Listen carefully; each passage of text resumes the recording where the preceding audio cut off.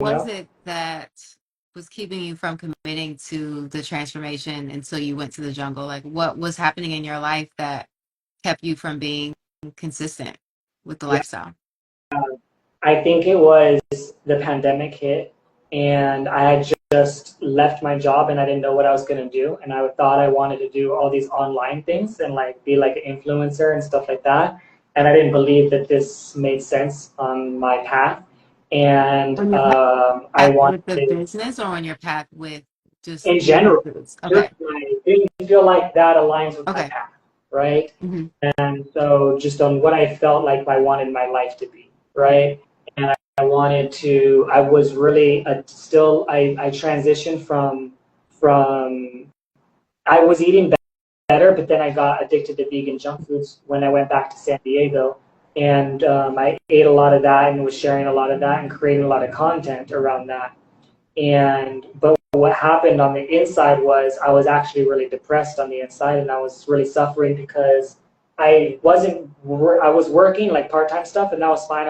It wouldn't really matter about that. That made some impact, like, oh, my career that was is now different. What is it going to be? There's some uncertainty. But the biggest thing that was causing issue is I was engaged, and my fiance was. I met her overseas while we were working in the Middle East, and it was like you found your soulmate. Like everything seems to be Yeah. right. That's why I made the commitment Mhm. forever. Right Right. when I was back here to come back and visit, we got locked down. Mhm. You know, and we couldn't see each other.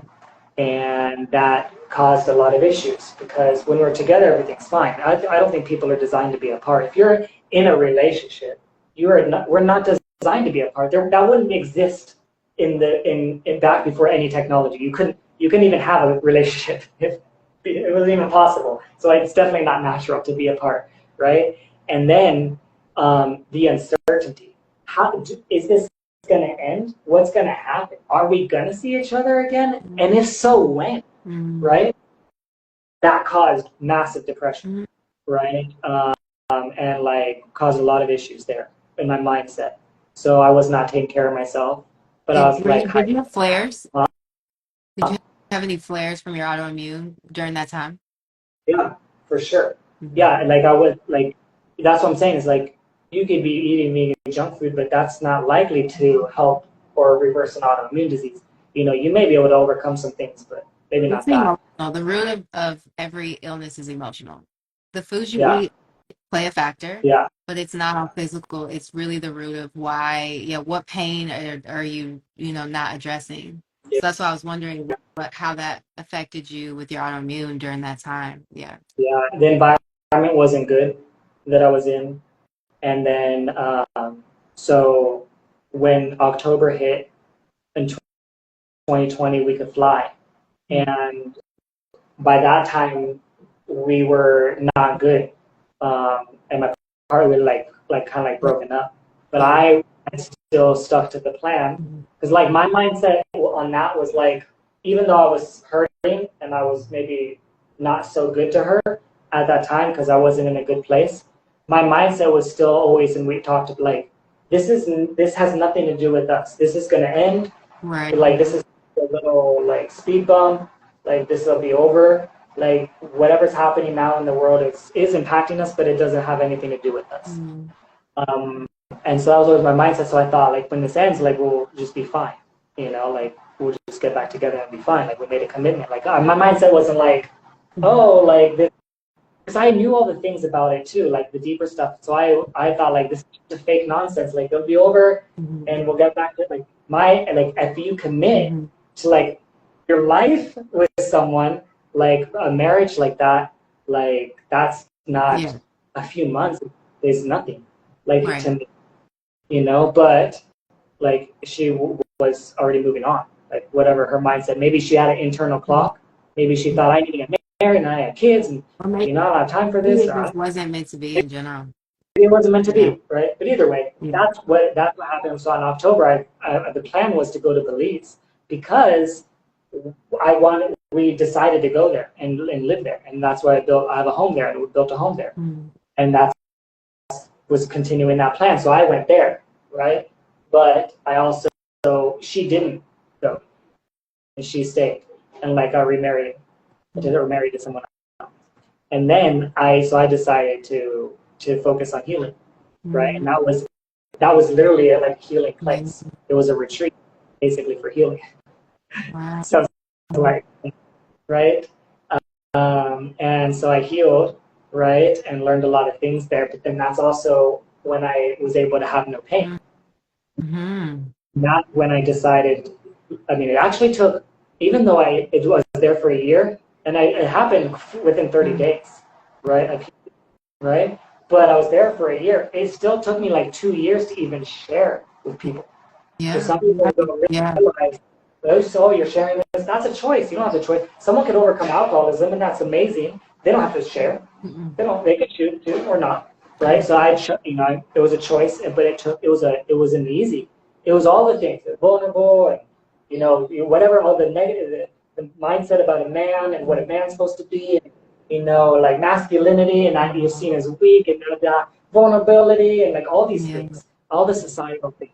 You know what I mean? That are a little bit different on a man, right? There are societal pressures and challenges on women, and they're different on men, right? And I was, facing those, like the sharing the vulnerability, and that you're going to be seen as weak, Mm. whatever, But that's one example of many kind of societal pressures, that would make me feel of preventing sharing even that, story. But what happens is you share, and a lot of people, they release and they feel so much better just for sharing. Sometimes people just need to be heard, and that's all it is. And you see people heal just from that, right? Just being heard, and that's all they need. Like the story itself, sharing the story was the healing that they needed, and that could be enough. But beyond that, what happens is others hear it, others experience it. I created Goodbye Autoimmune Disease support group, right? Specific for that. That wasn't before, was maybe never would have been if I didn't share, right? And specifically helping people on that journey, and so like obviously similar to you, sharing your story and what that impact that it makes is like inspiring others and making people believe that they can, and then knowing it's possible, and then working towards it, because that's usually the first step. And I needed to believe, and I know a lot of people need to believe before they take that first step. Some people don't, but I'm the type of person I gotta believe, before I do. Even learning about the foods, like I had to see inside the facilities, I had to go to the oasis and see how they grow the foods, and I had to learn how they regenerate the soil, and I had to see how, talk to him, the founder myself, and ask him questions directly.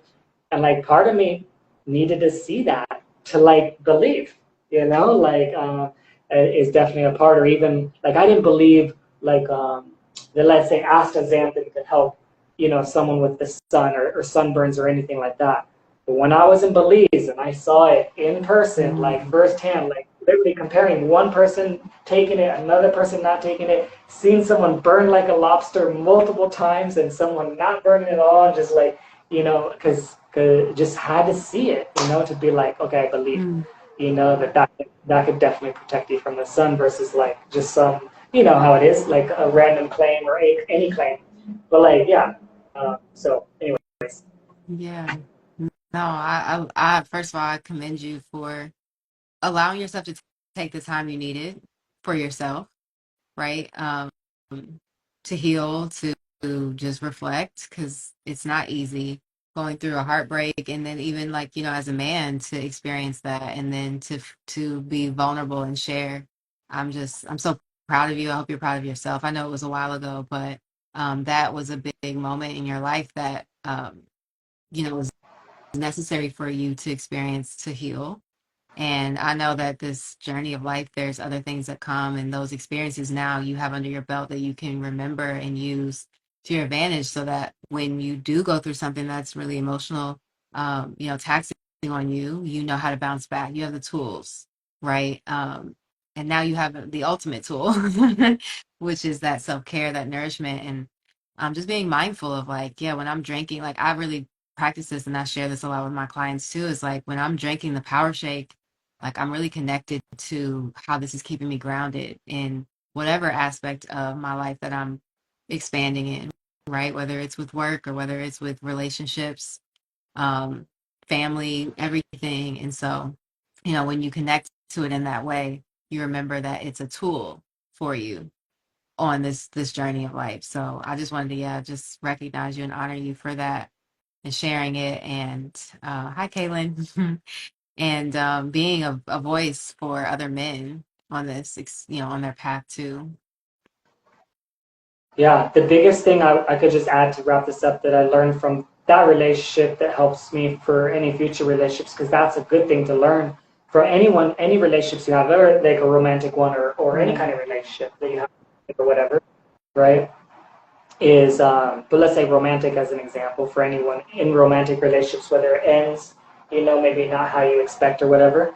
I view now in this relationship as an example is I'm incredibly grateful and proud for of her for all the things that she learned and how she's transformed her life beyond, because like she's done really amazing for herself transforming her life, and obviously I've done really well too transforming my life.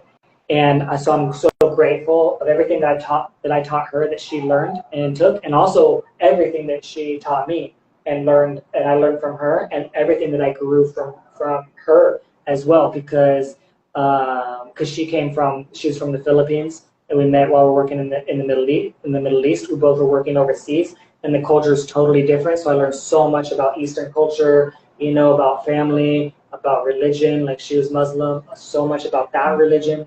I'm living in a Muslim country, so learning so much about that culture, right? Like I'm so grateful that that helped me grow, like so much. Right? I have so much more appreciation, so much different respect for that culture, and I've learned, like even to this day, like I still watch videos, learning about that culture because it's so fascinating. Like I'm going to travel just to because I learned so much that I'm like I feel like I can't not go visit after how much I've learned, right? And similar, like she's like, I think it's a network marketing. I have no idea, but I think some kind of company selling barley greens, Oh, which is great, which is wow. so interesting. Like that's what she's doing, like doing, I think, legally as well, you know, which is so fascinating, you know, like because where we were, like we were both, you know, just from where we were, but that's also what I want for it. That's how I now view every relationship is like, how do we grow together? How do we collaborate? How do we work better together? Yes. How do I learn from you? And how do you learn from me? And how Yeah. do we like, Yes. like so it's totally different. But that's the biggest thing I learned from that relationship that maybe I wouldn't have learned. Mm, yeah. It's like that non-attachment that just allowing everyone to be themselves and to follow their path and to love yourself through it and to love others through theirs too. That's the ultimate experience. Yeah. Aw, So, I'm so proud of you. thank you. I'm proud of you too. This is great. So I Mhm. appreciate you. And we'll chat soon.